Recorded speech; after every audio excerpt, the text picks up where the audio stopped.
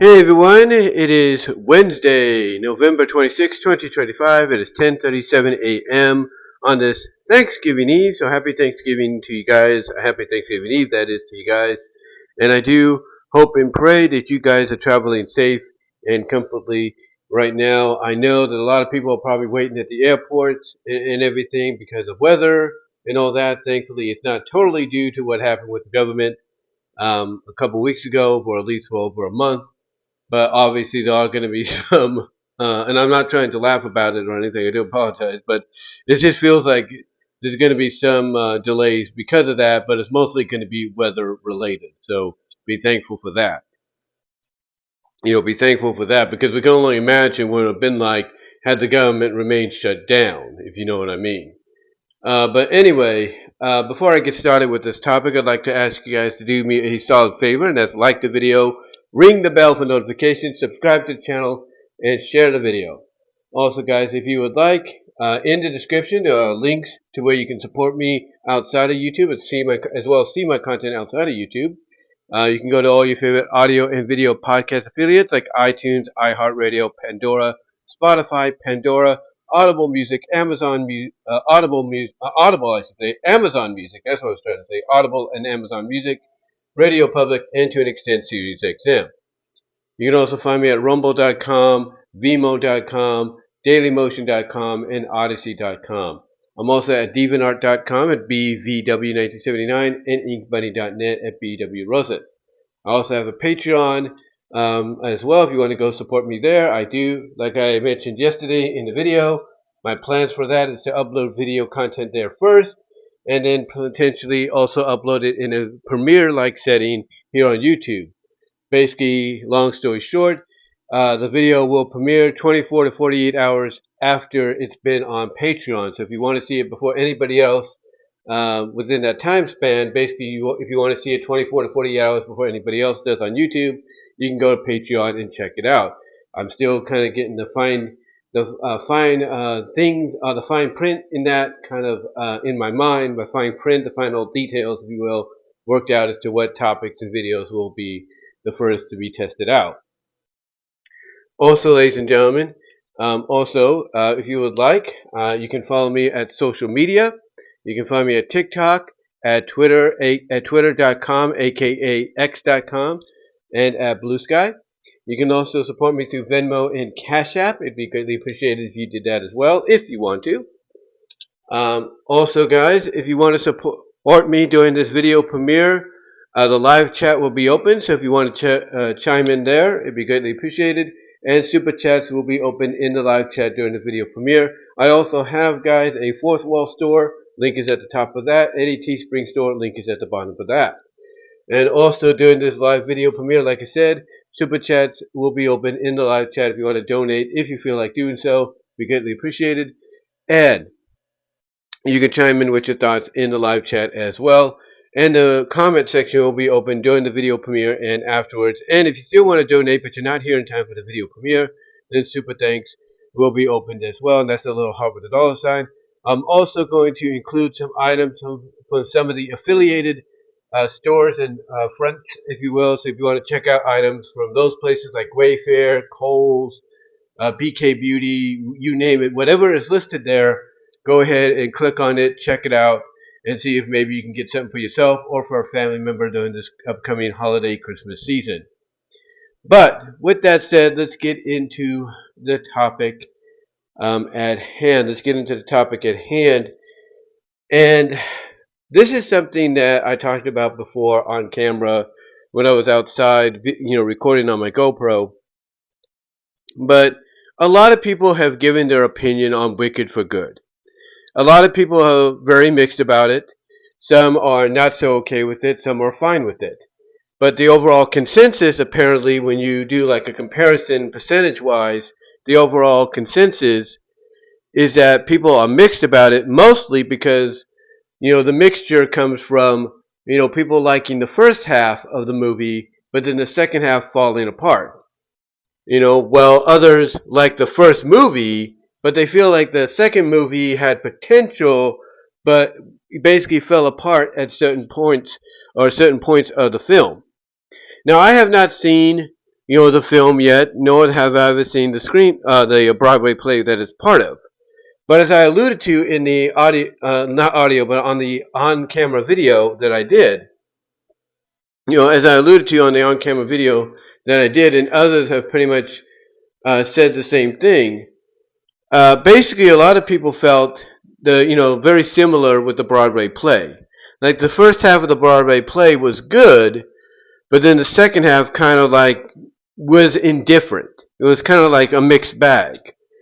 And mostly because what was happening with the Broadway play is not as much so in the movie adaptation, but in the play, they were kind of like sprinkling in a little bit of the Wizard of Oz.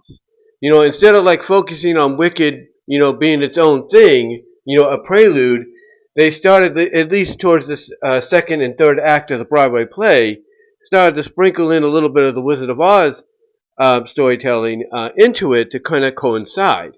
And that's why some people felt like it was falling off a little bit.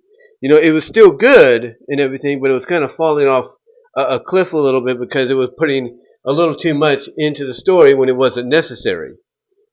But when it comes to the movie adaptation, a lot of people basically look at them including the Oz section of the story,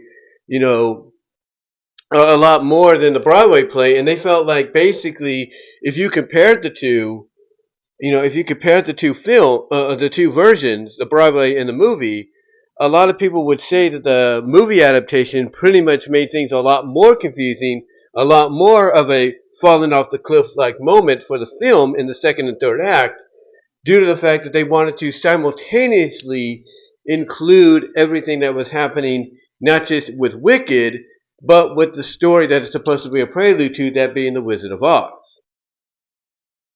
Now, like I said before, and others pretty much have agreed with this, and even though it's at 200-something views, I do still appreciate that in the short span, especially considering my channel.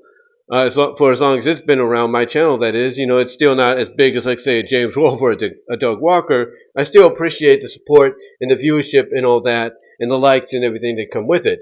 But anyway, to get back on point here, as I said in the on-camera video, and others kind of do share the sentiment.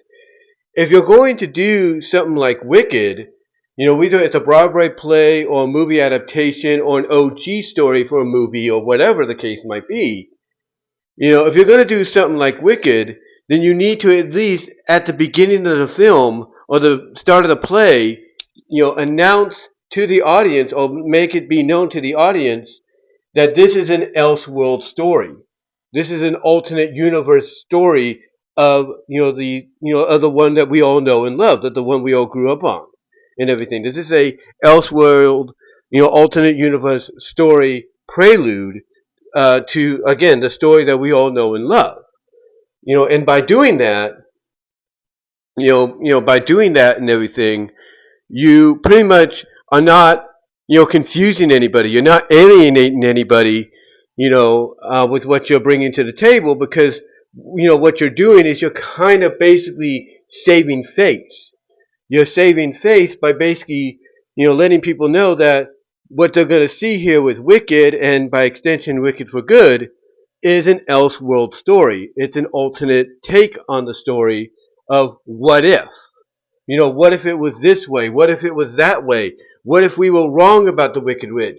What if we were wrong about Glinda? What if we were wrong about the wizard? Or what if the wizard wanted this? Or what if the wizard was this?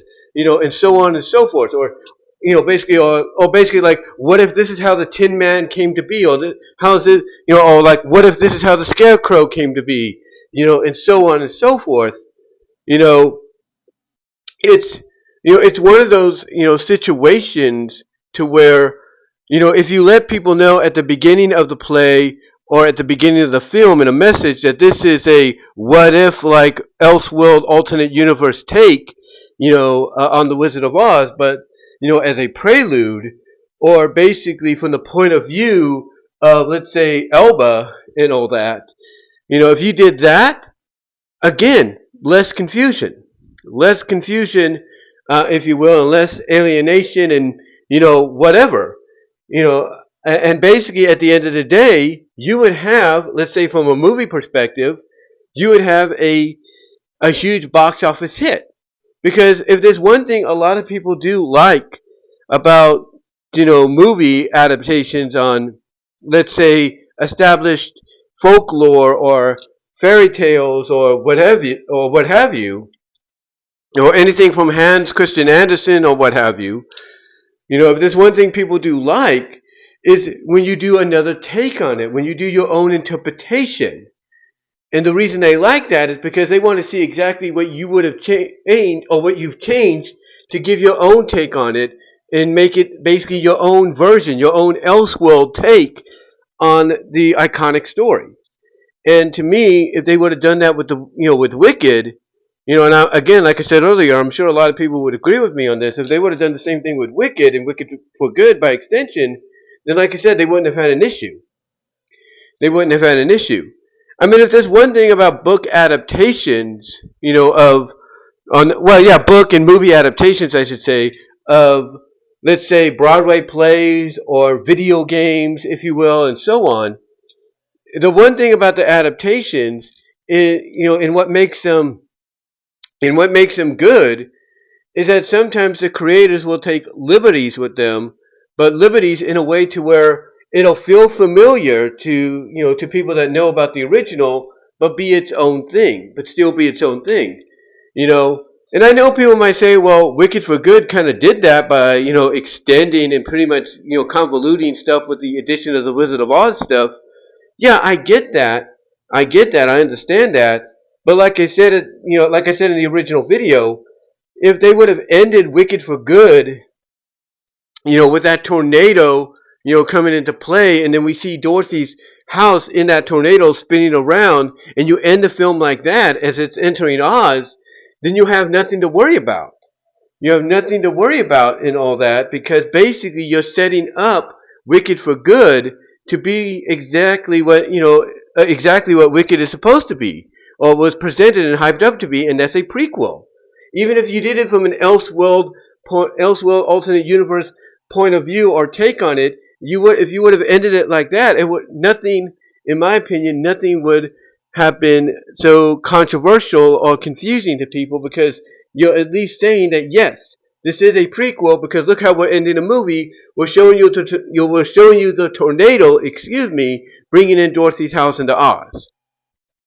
That's what you're doing, but they didn't do that, and again, implementing more so of the Oz elements, than the Broadway play did that it's based on, is what confused people. But getting back to what I was saying, when people do adaptations of iconic, games or books or Broadway plays, yes, they will take liberties, and sometimes those liberties will, blow up in their face, like, expanding the Oz portion of Wicked, to unnecessary length or proportions.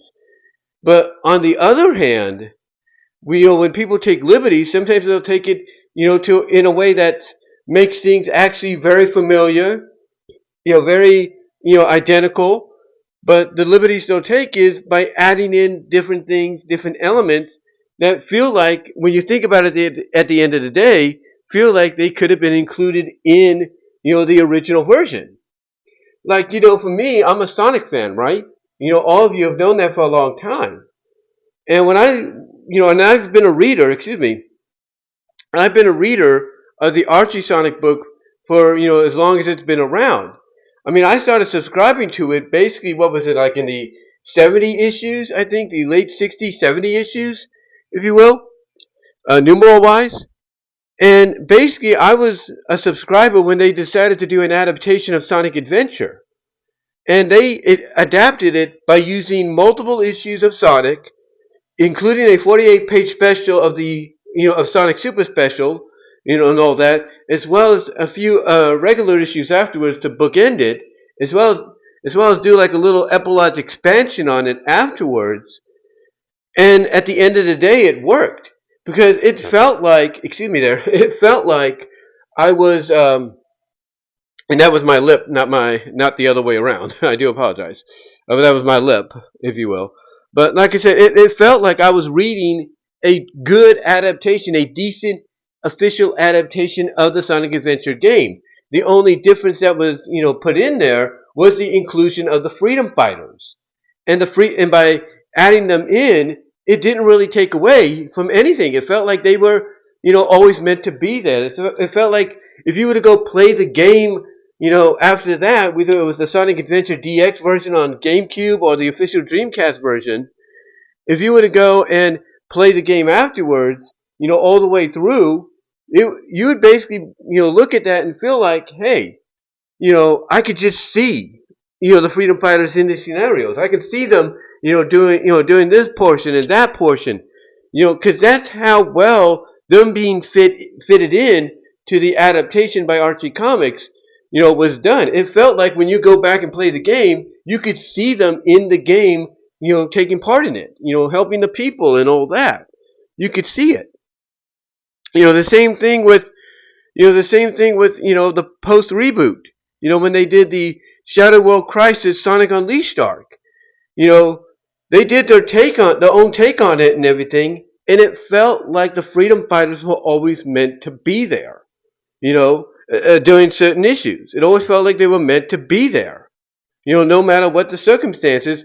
And the way they made it work was basically you had not only Sonic adapt to his new werehog form and everything, as well.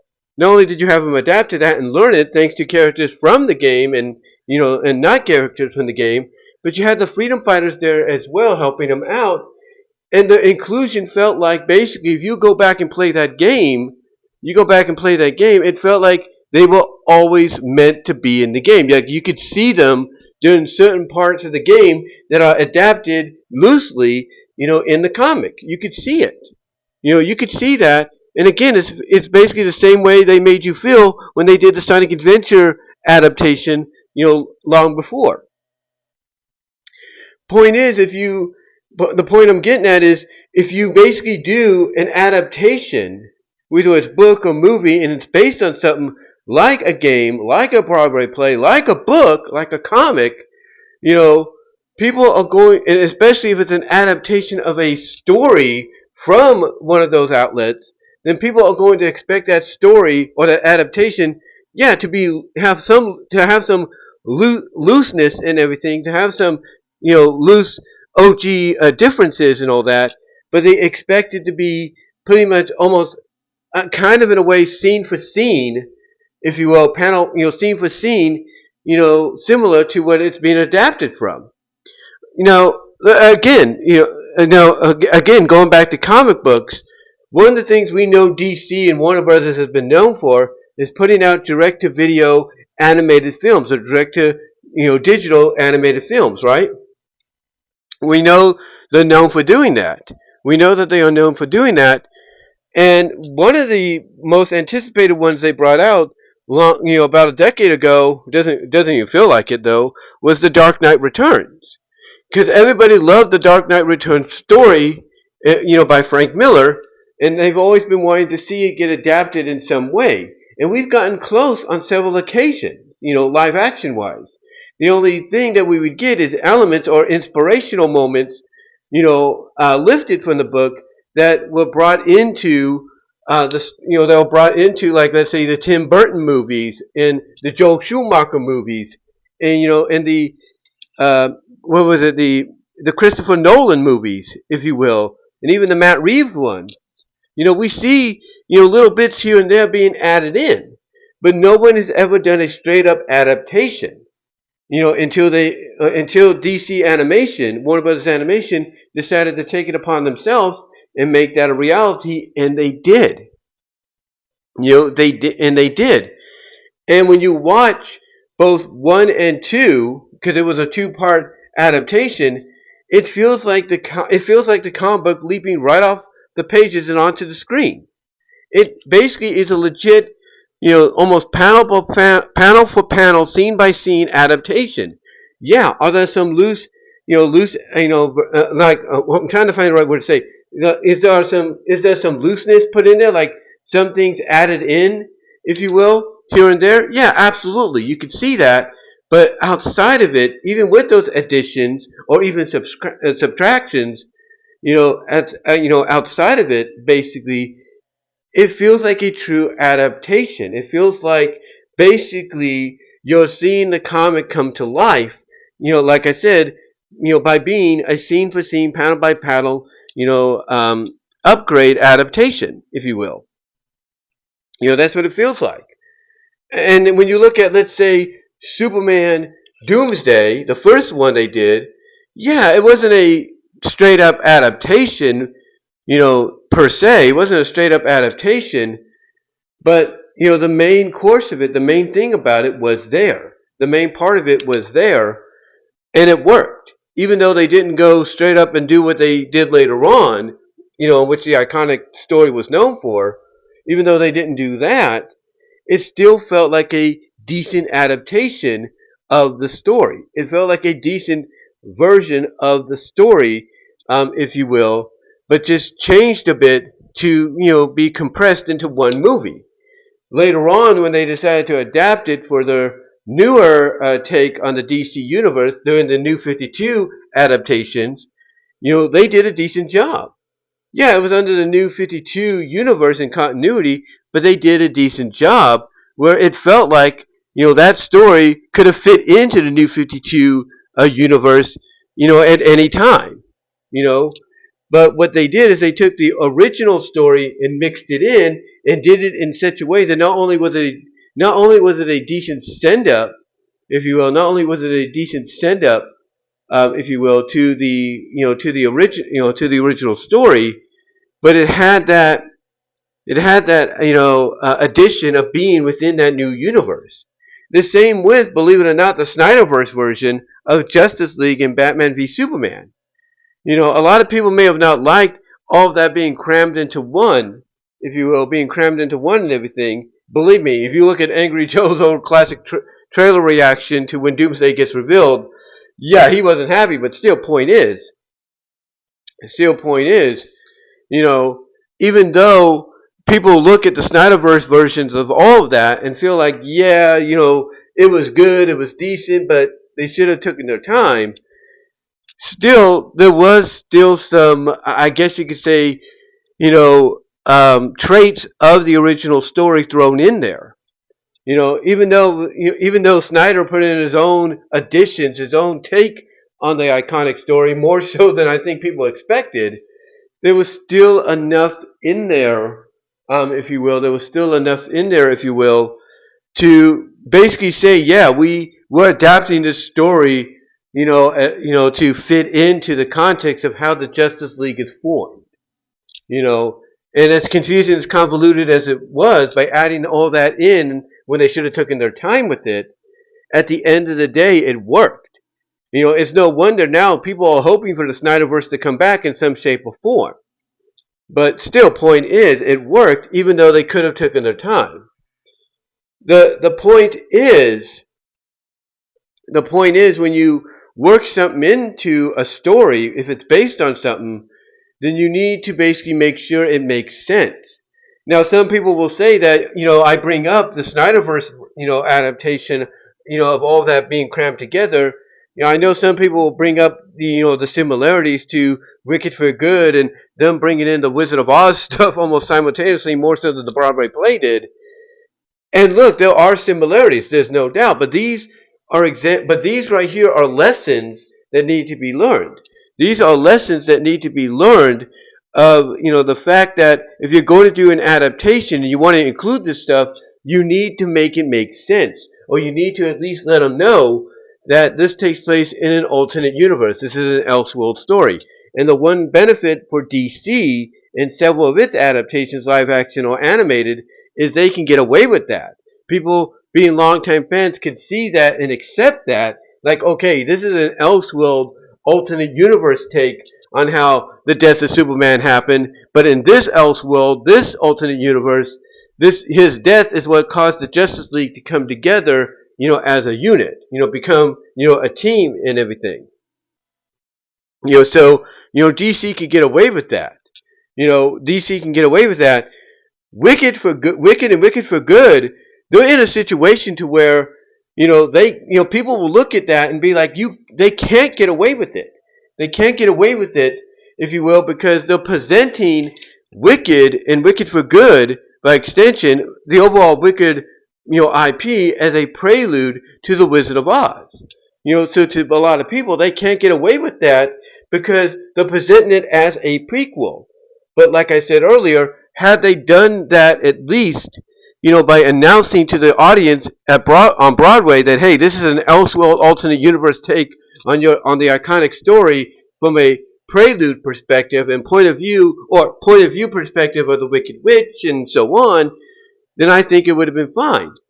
And if they would have put that message up on the screen before the first Wicked movie and the second Wicked movie by saying this is an alternate universe, elseworld, take on the Wizard of Oz story in a prequel form, and all that, then I think people would have been okay with it because they'd been like, okay, this is not the origin that they would probably want to do, or people will be like, okay, this is another world, another time, another place kind of take.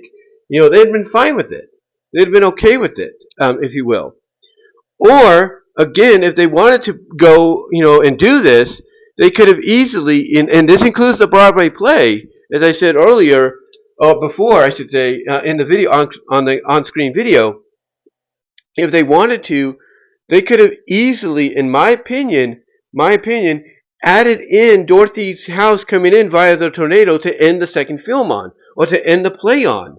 And in that way, people wouldn't be confused, and they would accept Wicked and Wicked for Good, by extension, as a true prequel, because now they would have to go and watch the original film. They'd have to go and watch, that to see the whole story, be completed. The whole context of the story be completed, if you know what I mean.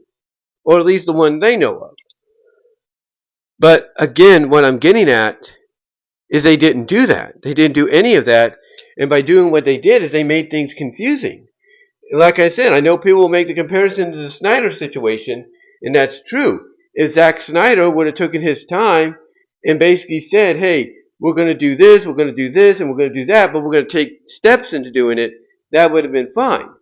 But the reason he did what he did is because he knew, being a longtime comic book fan himself, is he knew that people would view, Batman v Superman, Man of Steel, and Justice League, and Wonder Woman, being all, and Flash and Aquaman and all that, all being in an elseworld version of DC, like an alternate universe take of DC. They would view it in that manner. They would view it in that manner. And if you want a good example of, doing that, if you will, take a look at the comparison differences to how Peacemaker season 1 and season 1 ended and season 2 began. Look at the differences, if you know what I mean. Look at the differences, and by looking at those, you get the idea. You get the idea of exactly how and why Zack Snyder did what he did, and why James Gunn, by extension, did what they did, because they know they could get away with it. They can get away with it and do this kind of stuff without issue. They know that. And that's the benefit, that's the advantage that they have. But when it comes to, like I say, a property like Wicked, the Wizard of Oz IP, if you will, basically the best thing they could have done before the play started is let people know that this is going to be a true prequel, and that the ending leads into the first movie, if you will, or at least leads into a certain part of the first movie. If they would have done that, it would have been fine. If they would have put a message like that up before both films started, that would have been fine. But they didn't do that. And because they didn't do that, the other option they should have gone with is the Elseworld alternate universe take. By saying this is an Elseworld alternate universe prequel, of the iconic story that but from the point of view of, let's say, the witch or Glinda or whoever, if they would have done that, then people would have been fine with it. Because they'd be like, okay, this is an Elseworld story, this is a what-if take on the Wizard of Oz and in prequel form. And they would have been fine with that. I mean, one of the things people praise nowadays, especially recently, and I haven't had a chance to see that, but I've had several family members see it, and they say it's good, is the Netflix Guillermo del Toro version of Frankenstein. They say that that version of Frankenstein, even though it's long, that Netflix Guillermo del Toro adaptation is good because you're not just getting it from the point of view of Victor Frankenstein, but you're getting it from the point of view of the creature, the monster he created. You're getting two different takes, and that works. That works because now you can understand fully in context how one views it, how one views the events that take place in the film, and how the other, the creature, views how certain events take place in the film. So that's a good concept. That's a good direction to go in. And if they would have done something to an extent that's similar with Wicked and Wicked for Good, by saying this is an elseworld story, this is an alternate universe story, but from the point of view of the witch, and everything, Elba, then I think they would have been fine. Or even if they would have said that this is a prequel story, but told from the point of view of Elba, the Wicked Witch, they would have been fine. They would have been cool. They would have been cool and everything. Nobody would be confused or conflicted or mixed about it. But they didn't do that. They didn't do that, and that's why people, even though they love the movie, and the movie's obviously shattering records now, the sequel that is, even though they love it, the one thing that they are going to criticize is basically the fact that when it came to the second part of the film, that being Wicked for Good, which is supposed to serve as the second act of the play overall, that it felt too convoluted. It felt too confusing because you were adding in the Wizard of Oz aspects at the same time that you were also trying to tell the Wicked aspects. And it just confused people. It confused people more so than when they added it in the Broadway play. And you can't do that. You can't do that unless you kind of give an explanation at the beginning of this is coming from an elseworld, take on it, a what if take on it, as well as a point of view take, if you will, from one of the characters, one of the main characters, in this case being Elba. If they would have done something like that, it would have helped, but it didn't. And again, this is why when you do adaptations of things, like I mentioned earlier, you want to make sure that if you're going to add things in there, add add extensions to certain scenes and moments, or add in characters. You want to make sure that they fit in, that everything works, that there is no confusion.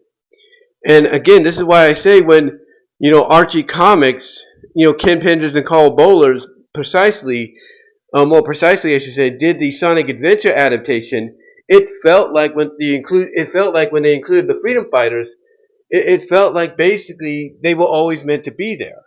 Like you were reading a true adaptation of the Sonic Adventure game, and with the inclusion of the Freedom Fighters, it felt like they were always meant to be there. Like, being in there didn't feel like, oh, they're just adding them in there because of the comic, in SatAM, which they were, but the way they were adding them in there is they were adding them in there, as if they were always meant to be there, as if they were always meant to be part of the game. And when you play, and if you decided, like I said earlier, to go back and play the game afterwards, you can envision by playing the game, the characters being in there. That's how well done it was. The same with the post-reboot Sonic Unleashed Shadow World Crisis deal.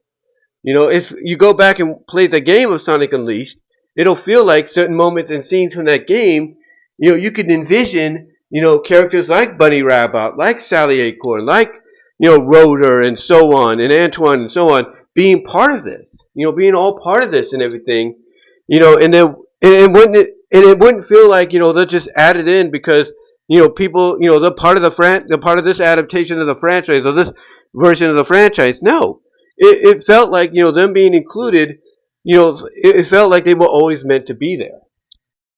It felt like they were always meant to be there, and it didn't take anything away. Neither adaptation with their inclusion took anything away from, its source material that it was being adapted from. So, basically, what I'm saying is that Wicked, basically, they wanted to include the Oz stuff. That's fine, but you have to do it in a way to where you could say it's either an Elseworld alternate universe take, from of the iconic story, but from a prelude perspective, prelude perspective in sense. if you will, basically talking about how things came to be, and then asking the question, well, what if it's this character that did this instead, or what if it's that character that did this, and so on and so forth. Again, that would have worked.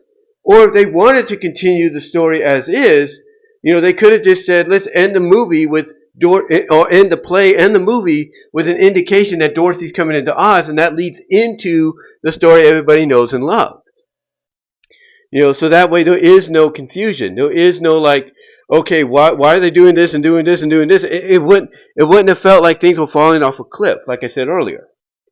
But at the end of the day, this is just a lesson that hopefully, if they are going to do more Wizard of Oz-like stories, which apparently it sounds like they're going to do, if they're going to do more Wizard of Oz-like stories, based in the Wicked version, I would say the Wicked verse. This is what they should do, honestly.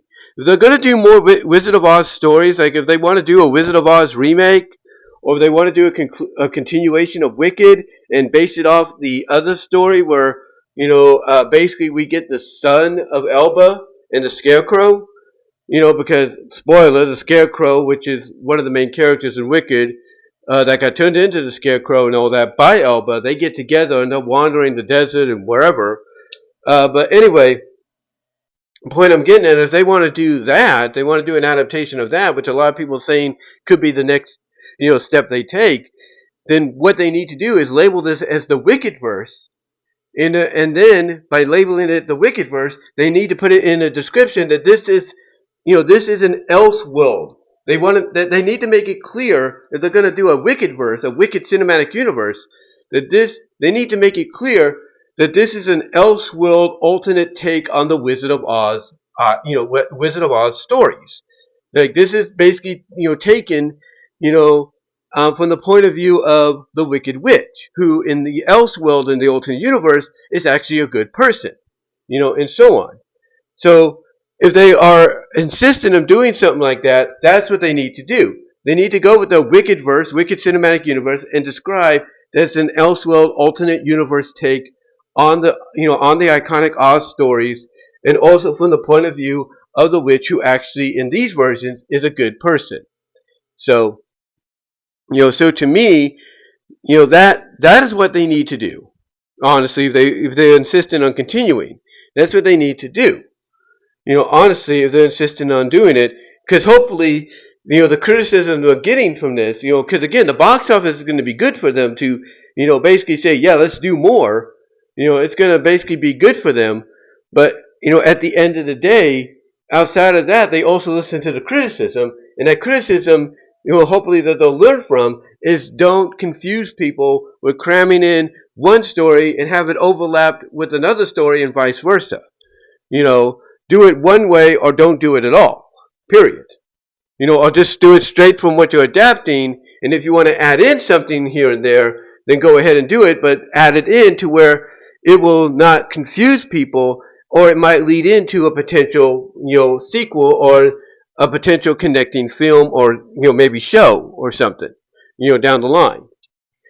But hopefully this is a lesson that they will learn from, hopefully. But in conclusion, like I said, if you're going to do any adaptation, whether it's a book adaptation or a movie adaptation or whatever, from a book, from a video game, you name it, if you're going to do it, make sure that you essentially have all your boxes checked. Make sure that you're ensuring people that, let's say you're doing a Wicked movie adaptation, you make sure that you check off the box of letting people know before the play starts or the movie starts, this is an elseworld story. This is an alternate universe story. This is from the point of view of the Wicked Witch, before she became the Wicked Witch. Let them know that. Or basically, let them know that this is a prelude story, and that the ending, basically is going to make you want to go see the film, or see the original film that this is based upon, or connected to. Make sure you have all your boxes checked, so that, that way, at the end of the day, there is no confusion. There is no confusion, and all that. And then if also you need to make sure that if you want to add in certain elements, even characters that may have not been part of the original, version, the original IP. If you want to add in those elements or characters, make sure it's done in a way to where it makes sense, to where when people go back and look at the original version, they can feel like they can feel and believe like these characters or elements were always part of this version, that were added into the adaptation. So check that box off along with any other boxes as well, so that way, at the end of the day, you will have something that people will enjoy and not be confused about.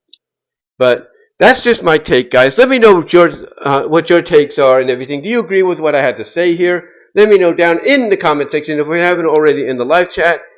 And until next time, guys, like I said, asked earlier, do me a favor and let's like the video, ring the bell for notifications, subscribe to the channel, and share the video.